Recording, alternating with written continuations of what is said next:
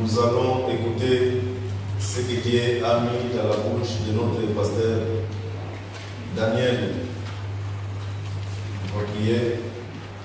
Seigneur des armées, Dieu Tout-Puissant, Dieu glorieux, Papa, l'heure est venue, Seigneur, nous voulons t'écouter.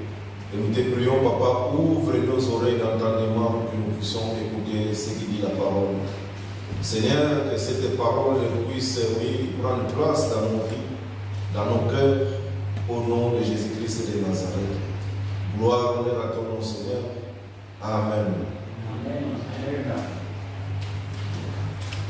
Merci beaucoup.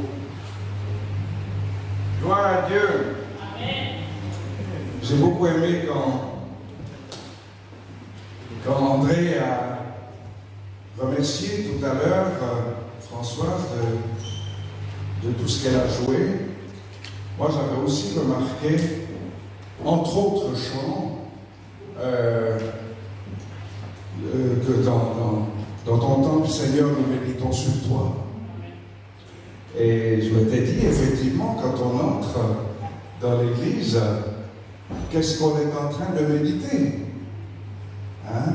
Plutôt que de se mettre à babiller les uns les autres, c'est bien, on est content de se rencontrer, c'est très bien, mais quand on entre, on vient là pour le culte, et c'est vrai, moi, quand j'arrive, je viens m'asseoir et je médite sur Dieu, sur le Seigneur, sur sa personne, sur voilà, la raison pour laquelle je suis là, c'est pour lui rendre un culte. Donc, c'est à ça que je réfléchis quand je rentre dans l'église. Et c'est bien que chacune et chacun y pense en entrant dans l'église.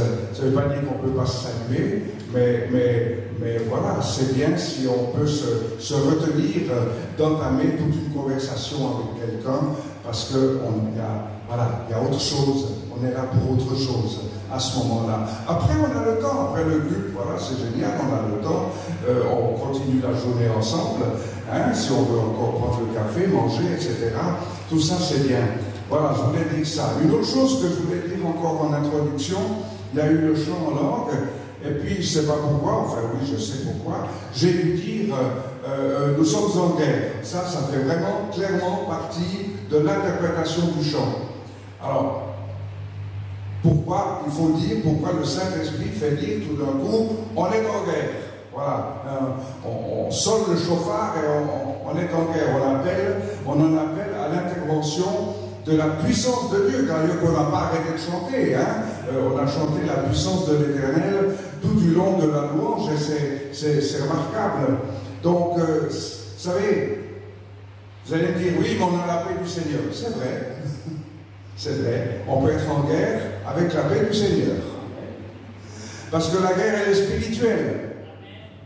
Elle est complètement spirituelle. N'oubliez pas, c'est juste une petite chose que j'ouvre comme ça, que je vais refermer rapidement. Mais n'oubliez pas, quand Jésus est venu au monde, c'était branle-bas de combat dans les lieux célestes. Vous avez compris ça? Quand Jésus est venu au monde, il n'y a pas un seul chef religieux qui est venu voir à Bethléem si c'était vrai, alors qu'ils étaient tous au courant. On peut se demander pourquoi. 2, quand les mages viennent et parlent à Hérode, voilà, on vient voir le roi des Juifs.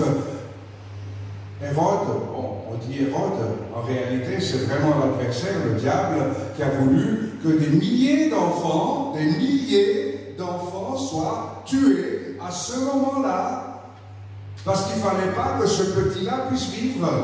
Vous ne croyez pas que c'est une guerre, ça? Il faut réfléchir aux choses. Quand Jésus est venu au monde, ça a été terrible pour Satan. Ça a été terrible.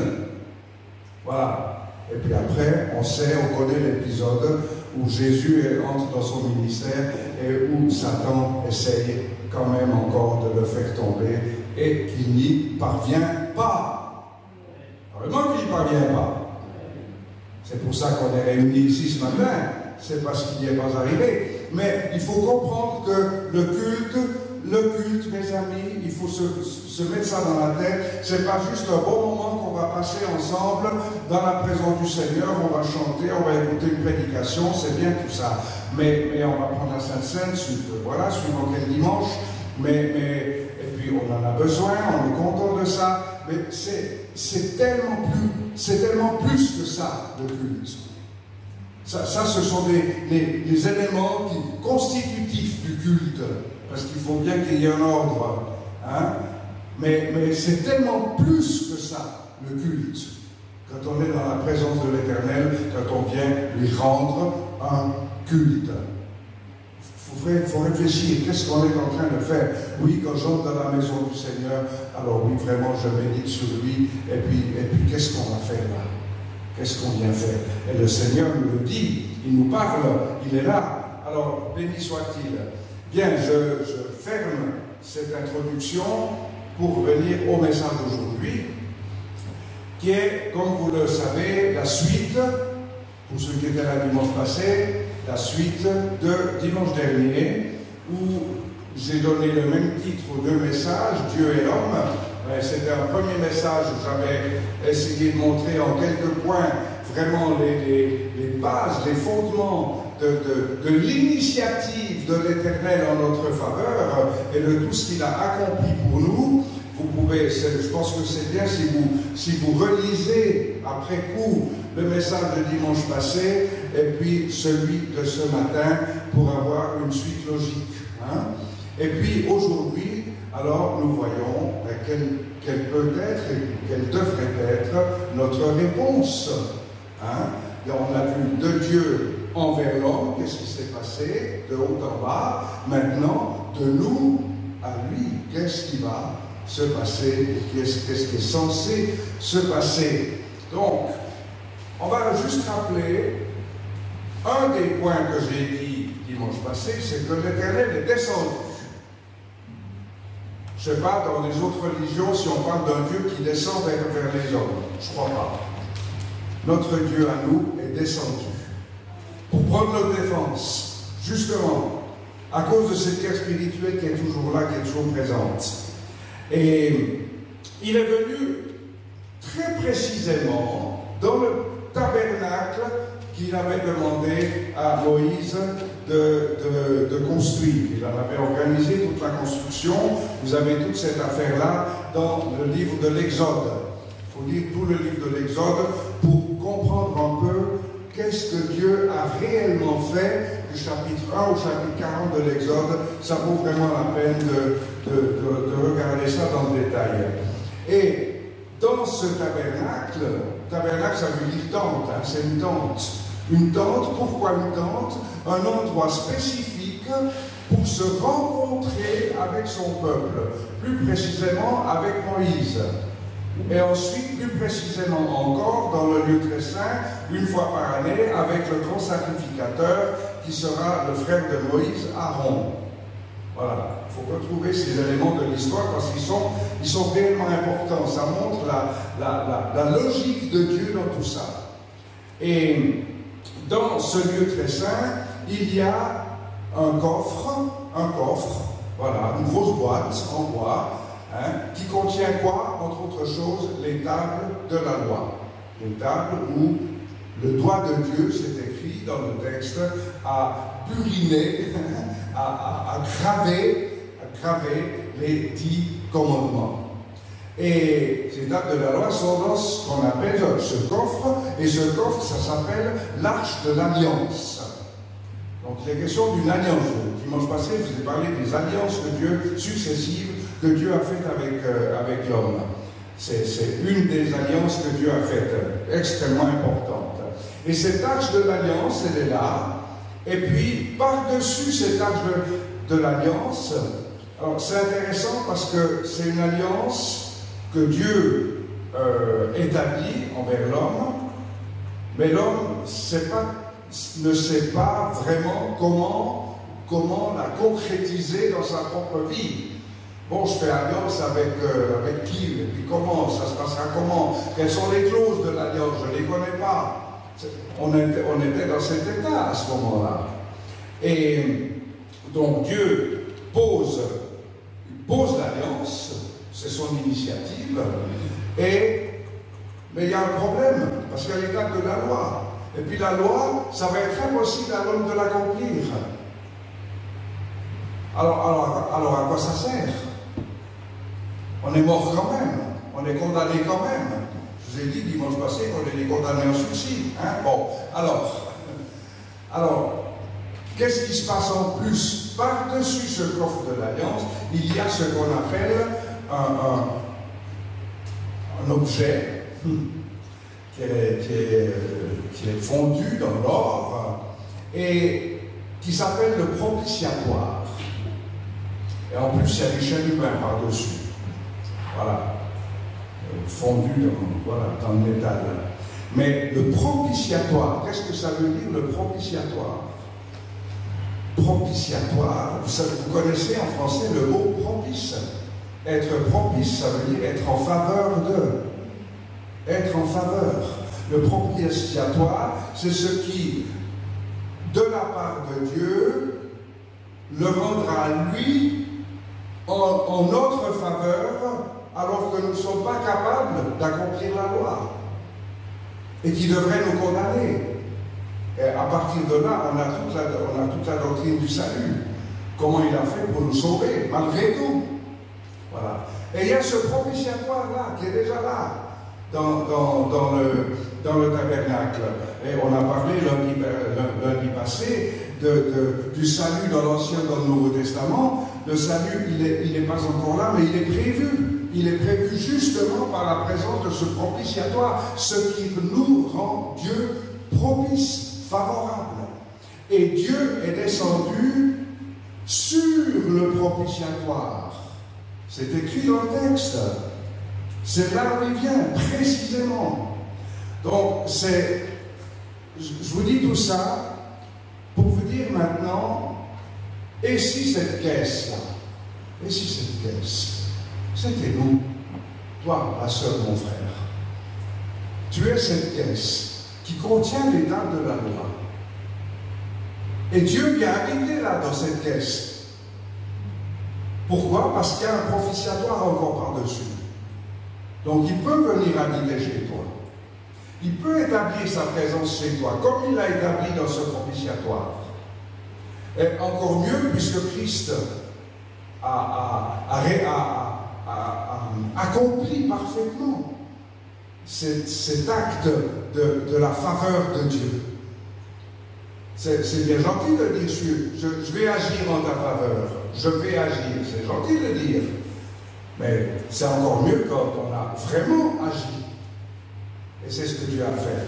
Alors toute l'histoire de l'Ancien Testament dit je vais agir, et puis quand Jésus est venu, c'est maintenant j'ai agi, c'est fait, c'est accompli. Il l'a dit où? À la croix. Et après ça, il nous dit qu'il vient habiter chez nous. Nous sommes comme ce coffre de l'Alliance, surmonté du propitiatoire, c'est-à-dire de la croix où Jésus a versé son sang. Et ça permet la présence de l'Éternel Dieu dans ta vie, mon frère, ma sœur. Alors maintenant, qu'est-ce que nous faisons? Qu'est-ce que moi je fais? Qu'est-ce que toi tu fais de cette présence dans ta vie? Et c'est là où quelquefois c'est un peu la guerre. Parce que ça ne marche pas facilement tous les jours. Des épreuves, il y en a, des difficultés, il y en a, parce que l'ennemi, il est aussi toujours là. Donc, comme résultat de notre foi, pour revenir à la réponse que nous voulons donner à notre Dieu qui est descendu, il est venu, hein, il est venu, tu le crois ou tu ne le crois pas, il est venu habiter chez toi. Il est venu habiter en toi, pas chez toi dans la petite chambre au fond. Hein? Il est venu habiter à l'intérieur de toi. Est-ce que c'est bon là? Vous suivez? L'Éternel est venu habiter en toi. Amen. Difficile à comprendre, hein? Mais bon, il n'y a rien à comprendre. C'est la foi, c'est croire. C'est croire. Alors maintenant, qu'est-ce que moi je réponds à ça? Ça, c'est le message d'aujourd'hui. Alors, la première, chose qu'on peut constater, c'est ce qui devrait être notre situation d'enfants de Dieu, habités par le Seigneur et par son Esprit. On l'a vu tout à l'heure, nous sommes le temple du Saint-Esprit. Alors, 2 Timothée, Tite, chapitre 2, versets 11 et 12, voilà ce qui devrait être, je dirais de manière naturelle, puisque nous sommes des enfants de Dieu, voilà ce qui devrait être notre situation, je dirais presque de tous les jours. Tite 2, les versets 11 et 12, la grâce de Dieu, source de salut pour tous les hommes, a été manifestée. Elle nous enseigne à renoncer à l'impiété et aux convoitises mondaines et à vivre dans le siècle présent selon la sagesse, la justice et la piété. Je ne peux pas mieux définir ce que devrait être notre vie chrétienne à tous. Oui ou non? Voilà. Ça vaut la peine de réfléchir à ces choses, parce qu'il y a beaucoup de choses là-dedans. Et justement, il y a beaucoup de choses et ça n'arrive pas comme ça. Vous allez me dire, c'est trop simple. Non, c'est pas si simple. Donc, ça n'arrive pas. Pourquoi? Parce qu'il y a un certain nombre d'éléments qui n'habitent pas notre cœur pour que ça soit réalité. Que vraiment ma vie dans le siècle présent soit une vie qui fonctionne selon la sagesse, la justice et la piété. Voilà. Voilà ce que devrait être ma vie, voilà ce que devrait être ta vie. En toutes circonstances, hein. Là, dans le monde où tu es, dans le travail où tu es, dans l'immeuble où tu habites, voilà, tout partout, dans la famille que tu conduis, etc. Donc, il y a des choses qui manquent dans notre cœur, il y a des lacunes. Il y a des lacunes. Et alors maintenant, j'en viens au vif du sujet. Pour que nous ayons à travailler à une réponse claire à donner au Seigneur, il y a un texte biblique qu'on connaît tous par cœur, mais auquel on ne comprend pas grand-chose. C'est la prière que Jésus a enseignée à ses disciples. Et c'est ce que nous allons reprendre maintenant, verset par verset, dans Matthieu 6. Et c'est une prière, voilà, celle que Jésus a enseignée à ses disciples. Ne sommes-nous pas ses disciples? Oui, je pense. Vous ne dites pas grand-chose, mais je pense que nous sommes ses disciples. Alors, cette prière, mes amis, quand je vous dis qu'on n'y comprend pas grand-chose, parce qu'elle recèle des secrets qui vont nous permettre, si on y réfléchit bien, à parvenir à ce résultat de Tite 2, les versets 11 et 12. Alors, Matthieu 6, 9, voici donc comment vous devez prier, notre Père qui es aux cieux, que ton nom soit sanctifié. Bon, on va aller verset par verset, tranquillement. Donc, nous aussi, nous avons besoin que le Seigneur nous dise, voici comment vous, il n'a pas dit voici comment vous priez. Il a dit voici comment vous devez prier. Alors, ça ne veut pas dire qu'on doit réciter tout le temps cette prière, c'est pas ça que ça veut dire. Mais ce que ça veut dire, c'est voici ce que votre prière constante doit contenir. Voilà ce que le Père attend que vous lui disiez. Alors, la première chose, c'est que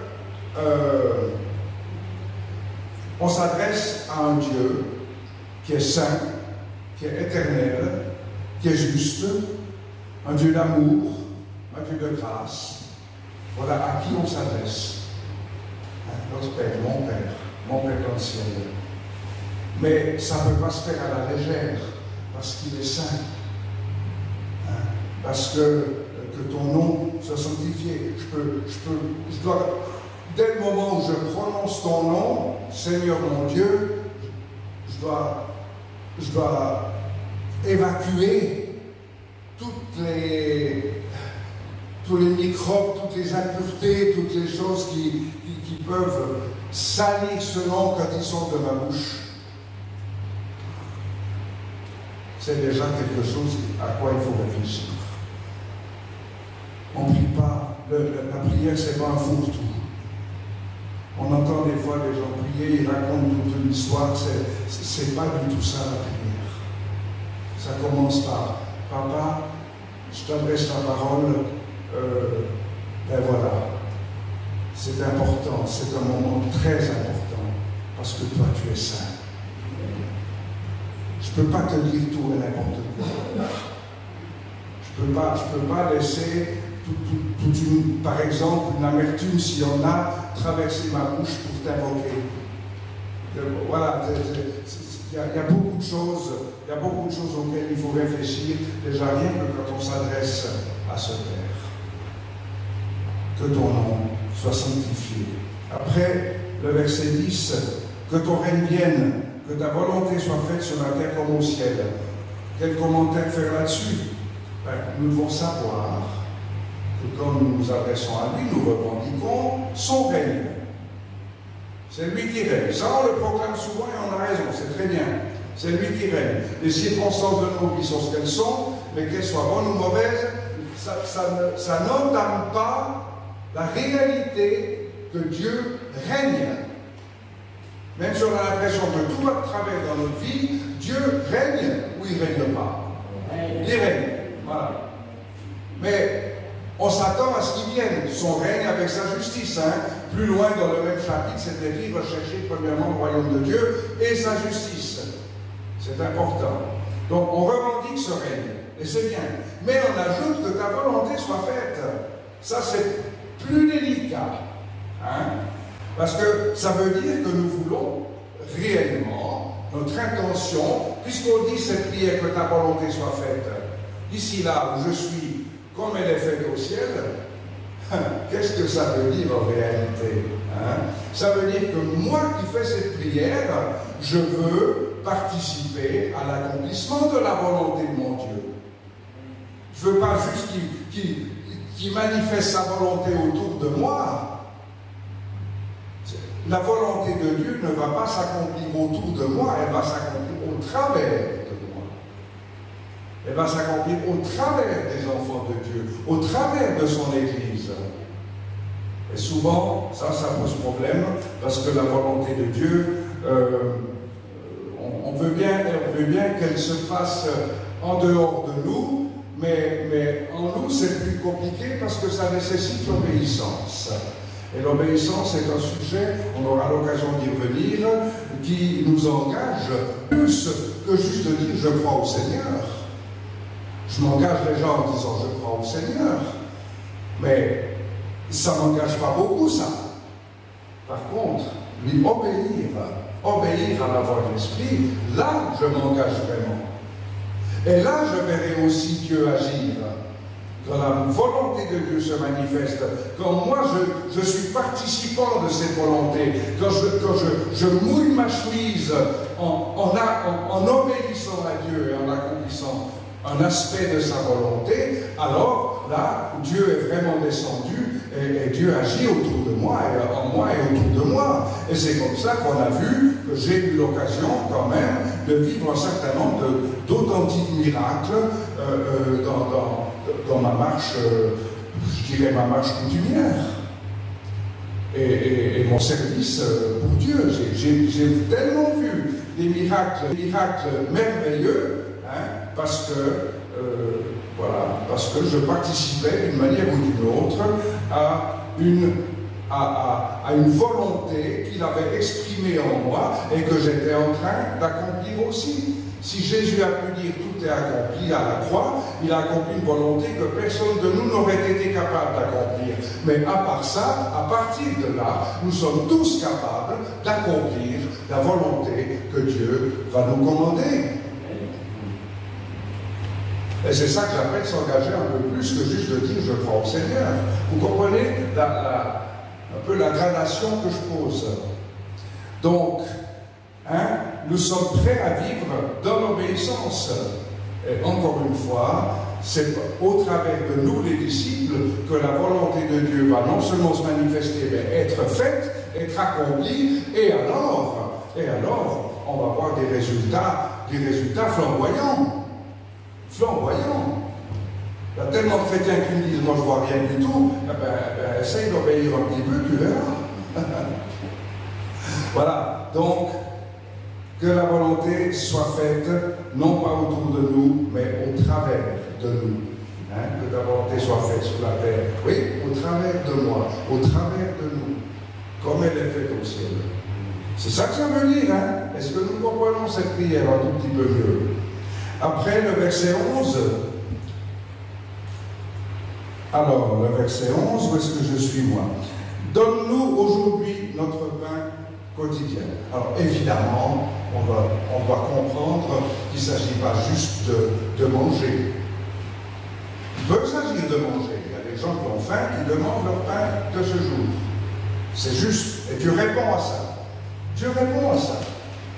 Mais, globalement parlant, un tel verset indique tout ce qui constitue notre vie, ma vie d'aujourd'hui, hein, dans ma vie d'aujourd'hui, je vais avoir besoin d'un tas de choses. Je vais avoir besoin, bien sûr, de nourriture, ça va de soi. Dieu le sait, il le dit plus loin, Jésus. Dieu sait, il le dit avant déjà. Tout ce dont tu as besoin, Dieu le sait, il te l'accordera. Il te l'accorde déjà. À la limite, tu n'as même pas besoin d'y demander ça. Il sait de quoi tu as besoin, il te l'accorde. Ça, c'est déjà une affaire réglée. Donc tu dois lui demander quoi? Alors tu dois lui demander la sagesse, l'autorité si tu es dans un combat spirituel.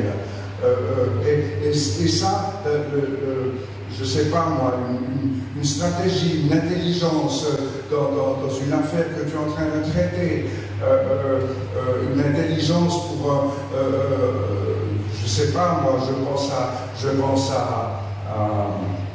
à notre frère Léon, et puis à son apprentissage, du temps où il était en apprentissage, qui devait fabriquer des objets selon des plans qu'on lui donnait. Il faut, comment je vais faire ça? J'ai besoin de comprendre, ce qui est sur le papier c'est bien, mais je fais comment pour le mettre en forme?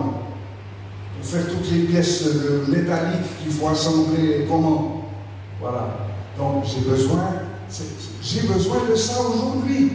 J'ai besoin de cette intelligence aujourd'hui. J'ai besoin de cette force aujourd'hui, parce que peut-être je dois accomplir un travail qui sera très physique, et puis j'ai peur de ne pas avoir la force. Je vais avoir besoin de cette force, et ainsi de suite. C'est tout ce dont nous aurons besoin aujourd'hui. Mon pain de ce jour, c'est tout ça. C'est tout ça, tout ce dont je vais avoir besoin aujourd'hui. C'est ça qu'il dit Jésus avec ce verset. Et ça veut dire que nous sommes prêts à vivre en dépendant complètement de lui. Je dépends de mon Dieu auquel je demande tout ce dont j'ai besoin aujourd'hui. J'en dépends. Moi, j'ai rien de moi-même. Je dépends complètement de Dieu pour faire les choses comme il faut. Amen. Quand on a fabriqué le tabernacle, on en a déjà parlé, Dieu avait mis son esprit sur tous ces artisans qui étaient déjà très habiles par eux-mêmes, mais il fallait en plus qu'ils aient l'esprit de Dieu pour accomplir tout ce qui devait être fait. Voilà. Donc c'est la même chose pour nous, et c'est ce que dit ce verset. Et c'est tout le contraire de ce qui s'est passé dans le Jardin d'Éden. Et en opposition à ce mensonge, vous savez le mensonge de Satan quand il avait dit, oui, vous pouvez manger ce fruit-là, mais parce que vos yeux s'ouvriront, vous allez enfin comprendre des choses, vos yeux s'ouvriront. Quel mensonge! Quel mensonge! C'est tout le contraire qui est arrivé, il nous a rendus aveugles. Vous voyez comment il fait le diable? Il a rendu l'homme aveugle. Voilà. Il n'a même pas vu qu'il se mettait à pécher. Bien. Donc, on passe au verset 12. Pardonne-nous nos offenses. Alors ça, c'est un grand défi de prier cette prière-là. pardonne-nous nos offenses. Deuxième point, comme nous aussi nous pardonnons à ceux qui nous ont offensés. Mes amis, nous ne réalisons pas à quel point nous offensons, nous pouvons offenser notre Père par des quantités de pensées, par des quantités d'attitudes, des quantités d'actions. On offense, des critiques, des mouvements d'orgueil, des susceptibilités. On offense Dieu. Il ne nous a pas créés pour que nous soyons encore à ce point susceptibles qu'on ne peut rien nous dire sans qu'on se fâche. Il ne nous a pas créés pour qu'on ait un orgueil tel qu'on veut dominer sur les autres. Si on pense les choses comme ça, on est déjà en train d'offenser Dieu. Et alors, on n'en parle pas des problèmes comme le vol, comme le mensonge, comme l'adultère. Attendez, ne séparez pas ce que Dieu a uni. Après, il y a des problèmes de divorce. Alors, Jésus lui-même a dit que oui, bon, mais à cause de l'habileté de cœur, c'est des choses qui arrivent. Mais j'entends, oui, c'est des choses qui arrivent. Mais alors, ayons conscience que quand elles sont arrivées, on a gravement offensé Dieu. J'ai dû dire à des gens plusieurs fois dans l'exercice de mon ministère, où j'ai dû dire, mais tu ne te rends pas compte à quel point tu l'as offensé, ton Dieu. Tu n'as pas fait seulement du mal à celui-ci ou à celle-là, tu as fait quelque chose de faux, ok, ça a fait des dégâts, ok, mais ça c'est que les dégâts collatéraux. Le premier dégât que tu fais, c'est d'avoir offensé Dieu. Et c'est à lui qu'il faut demander pardon. Qu'est-ce qu'il dit Jésus? Pardonne-nous nos offenses. Bonne chose. Amen. Il ne nous dit pas de faire l'historique. Il nous dit juste demande pardon. Vous savez, j'ai dû dire à des gens, mais tu ne te rends pas compte à quel point ça me fait mal à moi. D'ailleurs, j'ai dû moi aussi passer par des repentances profondes quand je me suis rendu compte des choses. Je n'ai pas toujours été bon. N'imaginez pas ça. mais j'ai dû profondément demander pardon à Dieu, moi aussi, bien souvent. Mais voilà, ça me fait des fois plus mal. J'ai souffert physiquement, j'ai eu le cœur brisé de voir à quel point certaines personnes offensent Dieu, les met dans les poches. Ça ne vient pas à l'idée. Alors, pardonne-nous nos offenses nécessite de vraie et sincère repentance. Nous-mêmes, après la deuxième partie du verset, comme nous aussi nous pardonnons, nous-mêmes, nous savons bien à quel point nous détestons, qu'on nous offense. Est-ce que quelqu'un aime qu'on offense ici? Levez la main si vous aimez qu'on vous offense, qu'on vous insulte, qu'on vous outrage. Est-ce qu'il y a quelqu'un qui lève la main pour ça? Non, très bien. Donc, on déteste ça.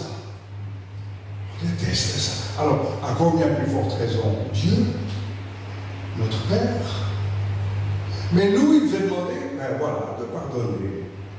Et alors, la foi, trop souvent, on dit qu'on pardonne, on garde quand même rancune. Il y a quelque chose qui ne va pas. Il y a quelque chose qui ne va pas. Moi, je vous dis, le Seigneur m'a fait une grâce très particulière. On en a fait de toutes les sortes. Je peux vous dire juste un exemple que j'ai raconté.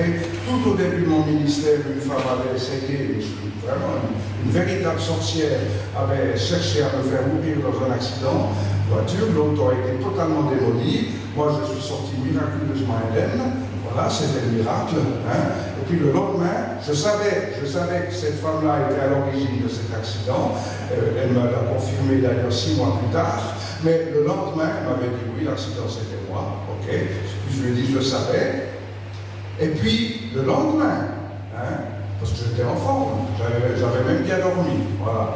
Donc j'étais en forme, je vais voir cette femme et puis je lui parle tranquillement de l'amour du Christ. Voilà. Et puis 6 mois après, elle me dit, oui, l'accident, c'était moi. Je lui dis, ben oui, je savais. Comment tu savais? Ah oui, je savais. Oui, mais attends, le lendemain, tu es venu me dire, tu es venu me parler de l'amour du Christ. Là, je ne comprends pas. Moi, je cherche à te tuer, puis toi, tu viens encore me parler de l'amour de Jésus. Puis je lui dis, ben oui, mais tu m'as rien fait, hein. Tu m'as juste cassé une auto, mais c'est rien, ça. C'est une trace que j'ai, je ne sais pas ce que ça veut dire garder rancune. Mais je la souhaite pour vous tous, cette trace. Ah, je la souhaite pour vous tous. Hein. C'est tellement bon de se dire, bon, il a voulu me faire du mal, c'est lui qui a un problème, hein, c'est pas moi. Moi, je lui en veux pas. Pourquoi je le voudrais? Je veux me rendre moi malade parce que lui, il a des problèmes. Non. Non, non. Non, je ne sais pas ce que ça veut dire. Gloire à Dieu.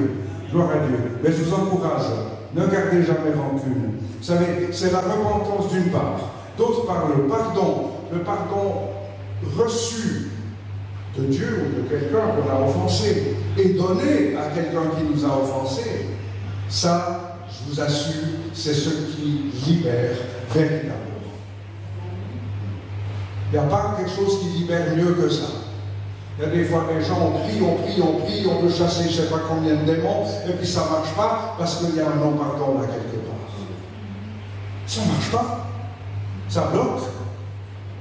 Vous êtes libre, faites comme Jésus lui-même a fait. Père, pardonne-leur. Eh bien, que je pardonne moi aussi. Ça libère. Ça libère. Quel que soit l'outrage, quelle que soit la situation. Après, c'est une injustice, on peut agir contre les injustices, on est d'accord avec ça, mais jamais avec un sentiment de rancune ou de vengeance ou de colère ou de quoi que ce soit. Jamais. Soyez libres de ça, mes frères et mes sœurs. Soyez libres, s'il vous plaît. Et pour être vraiment libre, si vous avez besoin de vous repentir de quelque chose, parce que vous n'avez pas réalisé que c'est l'Éternel, que c'est votre papa que vous invoquez tous les jours, que c'est ce papa-là que vous avez gravement offensé, le jour où vous réalisez ça, alors oui, entrez dans la repentance. Et après, vous serez réellement libre. Ça, moi, je vous le dis. Hein. Je vous le dis parce que je l'ai aussi vécu. Voilà, je ne vous prêche pas ce que j'ai appris sur les bancs d'école. Je vous prêche ce que j'ai appris pendant ma vie. Alors le verset 13, le dernier, et pas des moindres, ne nous induis pas en tentation, mais délivre-nous du malin, suivant les versions, car c'est à toi qu'appartiennent dans tous les siècles le règne, la puissance et la gloire. Amen. Donc, dans ce verset, il y a deux éléments. D'abord, on comprend que c'est à Dieu qu'on a affaire et pas au diable. Oui, c'est curieux quand même que le diable et Dieu soient mentionnés ici dans le même verset. Curieux quand même. Hein? Je vous disais en introduction, on est en guerre. Jésus, il a commencé son ministère quand? Vous savez, quand il a pu commencer son ministère, il n'a pas pu le commencer avant deux événements clés. Le premier, c'était le baptême d'eau. Le deuxième, c'était la tentation dans le désert, confronté au diable, tout de suite. Et c'est après cette victoire contre le diable-là qu'il a pu rentrer dans son ministère de prédication du royaume de Dieu. Amen. Il n'a pas commencé avant. Hein?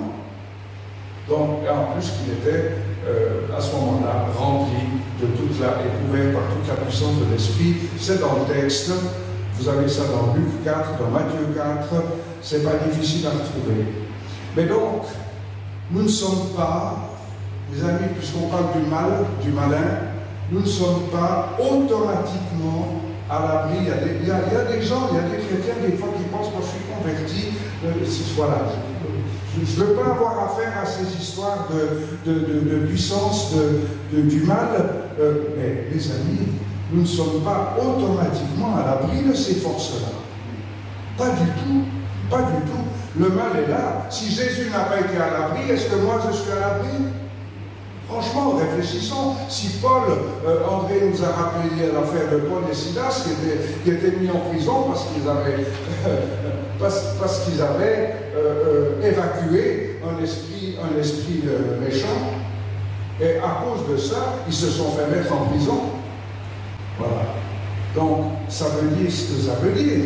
On n'est pas automatiquement à l'abri de ces forces-là. Le mal, il est là. Nous devons nous en prémunir par la prière, par un choix clair de qui nous servons, une attitude juste autant que possible dans les circonstances et les relations que nous avons les uns avec les autres. Sinon, pourquoi? Des fois, je dis, bon, c'est écrit, d'accord, c'est écrit, je prends ce qui est écrit dans la parole, mais je pose aussi souvent la question, je la pose au Seigneur, mais pourquoi est-ce que c'est écrit? Pourquoi est-ce que Dieu a mis ce verset 13 là? Pourquoi est-ce qu'il en parle? Il aurait pu dire, bon, le diable, oui, ok, vous en faites pas, les enfants, je m'en occupe. Mais il n'a pas dit ça. Il a dit que nous devons prier le Père qui nous mette à l'abri. Parce qu'on n'est pas automatiquement à l'abri. Est-ce que nous comprenons ça? C'est important quand même. Vous voyez, cette prière, on ne la comprend pas très bien. Hein? On l'a beaucoup récitée, mais voilà. Alors, pourquoi Jésus aurait-il posé cet élément ici? Prenons garde aux ruses de celui qui est le grand maître de la confusion. Et parce qu'à la fin, nous savons quand même à qui nous attribuons le règne, la puissance et la gloire. C'est à toi qu'appartiennent. À toi, pas. À toi, Père, pas au malin. Mais il faut avoir fait des choix justes, parce que des fois on le dit, on le récite, c'est très bien, hein? On le croit par ailleurs, c'est très bien aussi, mais dans notre vie de tous les jours et dans tous les mauvais choix qu'on fait peut-être quelquefois dans la vie, eh bien, on a donné la gloire à un autre, on a donné le règne sur nos vies à un autre. Ah. Et on se met, peut-être sans le vouloir, probablement sans le vouloir, sous la puissance de l'adversaire. Et c'est à toi, Père, qu'appartiennent le règne, la puissance et la gloire. Amen. Mais il faut réfléchir à ces choses, mes amis. Elles ne sont pas automatiques. Elles ne sont pas automatiques. Voilà. Alors, mes amis, il n'y a pas 36 manières de répondre à tout ce que Dieu a fait descendre sur nous.